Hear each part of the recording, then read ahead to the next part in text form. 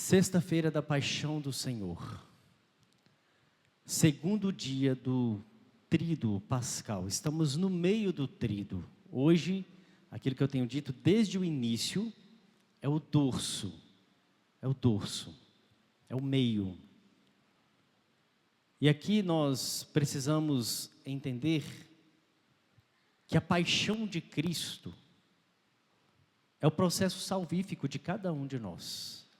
Nós fomos salvos pela paixão do Cristo. Na paixão está a dor do homem, Deus, está a sua agonia, está a sua morte. Nesta paixão nós entendemos que Ele nos amou. Ele foi para a cruz por amor a nós. Um gesto que antecede este momento da cruz foi o de ontem para quem participou. Lava pés. Jesus instituindo ali a lei do amor, o mandamento do amor, amai-vos uns aos outros. Quando Jesus despeja aquela água da jarra nos pés dos discípulos, Ele derrama tudo o que Ele tem de si, Ele se esvazia, Ele ali naquele momento se inclina diante do ser humano, para perdoar os pecados, para abrir uma nova vida a partir de então. Tudo isso tem um significado muito rico, e tudo isso nos remete à vivência da nossa espiritualidade, o que consequentemente aumenta a nossa fé. Hoje na leitura que nós ouvimos, a primeira, profeta Isaías, nós estamos aqui no quarto texto do servo sofredor. Este é o quarto caminho de Calvário do servo sofredor. Nós ouvimos o primeiro, o segundo, o terceiro, agora o quarto. E aqui nós temos claramente: o servo sofredor não desvia da dor do sofrimento. Ele enfrenta. Sabe por que ele enfrentou? Tudo. Primeiro, como lá na terceira leitura do servo sofredor, nós ouvimos ele dizer, o profeta Isaías dizia: Deus é meu auxiliador, por isso eu não me deixei abater o ânimo. Porque ele tinha confiança em Deus, por isso ele enfrentou a cruz, por isso ele enfrentou tudo o que ele tinha que enfrentar, a dor, o sofrimento, sem fugir. Tem muita gente por aí querendo facilidades, né? Na hora da dor e do sofrimento, querem encontrar atalhos, caminhos fáceis.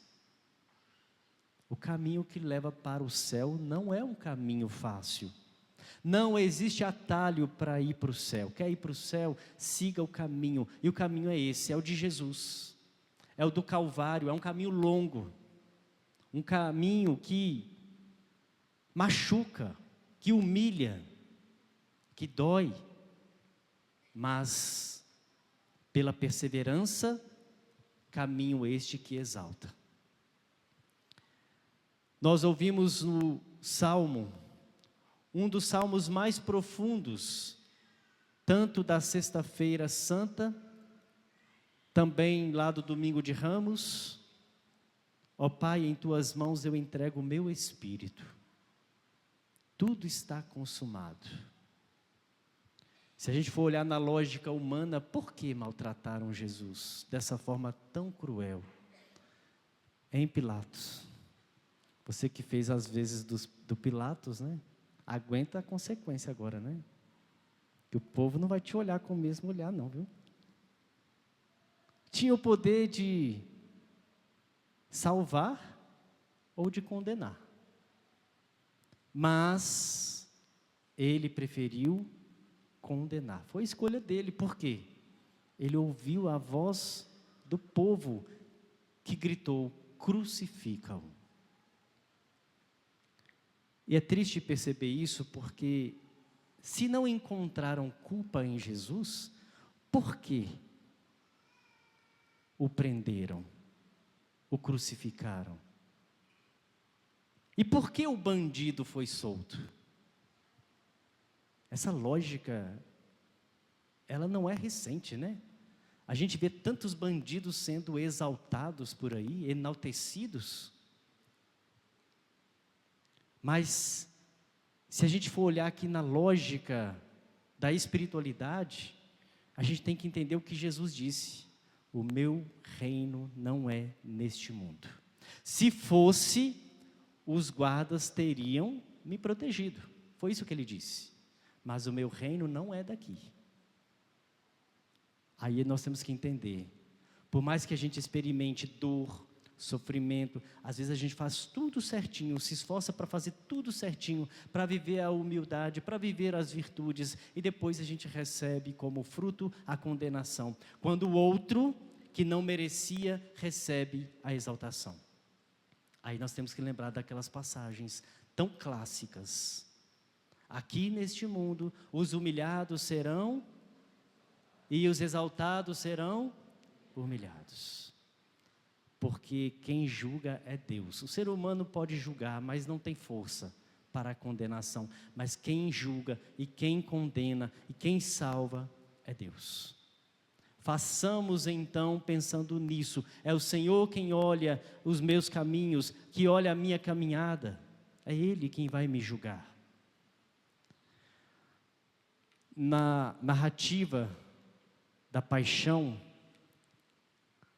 precisamos entender que os soldados queriam proteger Jesus em um momento.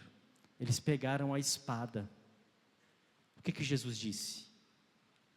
Volta para a bainha essa espada. Porque eu preciso beber desse cálice.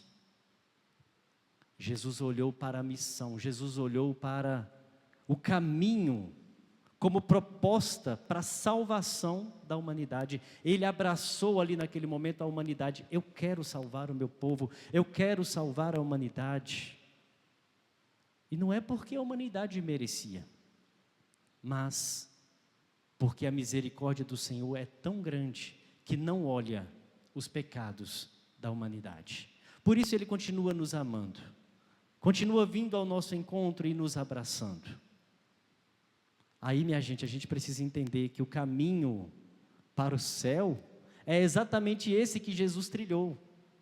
Passa pelo Calvário e pela cruz, mas não permanece na cruz. Tem muita gente aí focando demais na cruz. E olha, um grande perigo.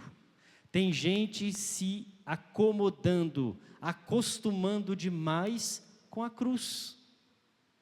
Quem se acostuma demais com a cruz não faz esforço para sair dela. Quantas vezes eu ouço: ah, padre, a minha vida é para sofrer mesmo, não tem jeito. Uai, está errada essa história. Cadê sua oração? Cadê sua espiritualidade? Cadê a fé? Não nos acostumemos com a cruz, porque a cruz é passagem. A cruz não é o nosso definitivo. Repete isso, compadre. De repente você esteja sofrendo já há tanto tempo. Talvez um sofrimento de ordem familiar, conjugal, financeiro. Eu sei que tem tanta gente aqui agora, neste momento, passando por angústias, porque se frustrou com alguma realidade, com alguma coisa, a perda de um ente querido, tantas situações nos afligem.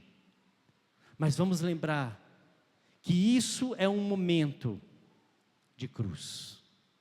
A cruz não é o definitivo de cada um de nós que cremos. A cruz é passagem. E se eu quero chegar ao céu, se eu quero chegar à glória, não tem outro caminho senão o mesmo que Jesus trilhou. É o caminho do Calvário. É o caminho da cruz. Então, se está sofrendo, se está passando pela cruz, louve a Deus. Não é para reclamar, para murmurar, para desanimar. Faça como o servo sofredor. Não desvie o seu corpo da dor e do sofrimento. Em frente, confiando em Deus. Não enfrente sozinho o caminho de dor, de cruz. Porque sozinho não vai muito longe. Mas com Deus, com essa confiança, Ele é meu auxiliador. Aí eu posso dizer às claras: tudo posso naquele que me dá forças. Repete isso. Tudo posso. Então, minha gente, sexta-feira da paixão é voltar ao primeiro amor. É olhar para Jesus e ver nele o centro da nossa vida. Você tem colocado o Senhor como o centro da sua vida? O altar de Deus tem sido o centro da sua vida? Me desculpa dizer, mas se o teu filho, por mais que ele seja especial para você, e deve ser de fato, se a tua filha ocupa o lugar que deveria ser de Jesus, mãe e pai, é um pecado contra a presença de Jesus. Se no teu casamento o teu cônjuge ocupa o lugar de Jesus, é um pecado contra o senhorio de Cristo. Se a tua família é mais importante do que Jesus e ocupa o primeiro lugar na sua vida, é o centro da sua vida, é um pecado contra o senhorio de Cristo. Quanto mais eu permitir que Cristo seja o centro da minha vida, mais eu vou amar mais os meus filhos, a minha família, o meu cônjuge, mais eu vou amar as minhas coisas, os meus pertences, não com um amor vazio, mas com um amor de qualidade vindo de Cristo. Então, celebrar a paixão de Cristo é isso, é trazer Jesus para o centro da nossa vida, da nossa história, da nossa consciência, do nosso coração. Ele é o tudo. Primeiro eu devo buscá-lo, depois as festas, depois a convivência com a família, depois o momento de lazer, depois o prazer. Mas Cristo em primeiro lugar. A paixão de Cristo deve nos movimentar para isso, para esse sentimento. Estamos fazendo aqui memorial. Esse é o memorial da paixão de Cristo, de tudo que Ele viveu. E fazer memória significa trazer de novo ao coração, fazer passar pelo coração aquilo que é sagrado. E quando rezamos, quando meditamos, quando celebramos, o convite pedagógico deste momento é nos apaixonarmos de novo pelo Cristo. Não como outrora, lá no passado, mas agora de uma forma diferente. Acolhendo o Senhor como o Senhor, como o centro, como o tudo. Se eu sair daqui, desta igreja, com essa perspectiva, valeu a pena celebrar a paixão do Senhor. Se eu sair daqui mais apaixonado pelo Cristo do que quando eu cheguei aqui, valeu a pena. Porque é essa a dinâmica, esse é o desejo da celebração de hoje. Se a paixão de Cristo não nos comove, não nos movimenta para a conversão, para um apaixonar-se de novo por Cristo, é porque eu não celebrei bem este momento. Vocês perceberam os detalhes, né? Como hoje se trata do segundo dia de uma única missa, de um único mistério. Os ministros ordenados, ao entrarem com o corpo litúrgico, se prostram, fazendo cair por terra toda a humanidade pecadora. Gesto de humildade. Nós temos 3 partes nessa celebração. A primeira é a liturgia da palavra, que é coroada daqui a pouquinho com as preces da igreja. A segunda é o beijo da cruz, a adoração da cruz, em que o padre vai ficar, porque pode, é litúrgico, descalço, para fazer a adoração à cruz. Padre, eu posso fazer? Pode. Quem quiser, pode se sentir à vontade para tirar o seu sapato. e vir descalço adorar o Senhor. Fique à vontade. É um gesto do padre, mas qualquer um pode fazer, em sinal de humildade, em sinal de respeito, mas muito mais, em sinal de submissão ao Cristo. Nada é aleatório na nossa liturgia, na nossa igreja. Tudo tem um sentido, tudo tem um sentimento, tudo tem um porquê e um para quê. E a terceira parte da liturgia de hoje é a comunhão.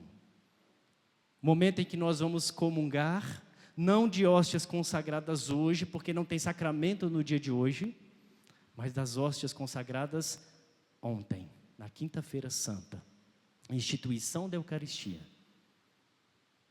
É um momento de graça, de bênção e de fé. Feche um pouquinho os seus olhos. Eu não sei como você chegou aqui, nesta igreja. Nem sei as verdadeiras motivações que te trouxeram aqui. Mas a única coisa que eu sei é que Deus está aqui, te amando. Como Ele te amou lá na cruz, Ele não brincou de ser crucificado. Quando Ele disse que nos ama e que ninguém nos ama de fato mais do que Ele, Ele provou isso derramando o seu sangue na cruz. No seu pensamento, imagina aí agora, aqueles pregos em suas mãos, em seus pés, aquela lança no seu lado, quanta dor, quanto sofrimento, quanta angústia, para dizer, foi por você que eu me deixei ser tão chagado e ferido, foi por você, pela sua vida, pela sua alma. E o que o Senhor disse, tenho sede. Ele tem sede do nosso coração, da nossa alma, Ele tem sede da nossa conversão, Ele tem sede da nossa adoração. Que o Senhor nos dê força para vivermos apaixonados por Ele, sabendo que a cruz é apenas passagem, o nosso destino é o céu.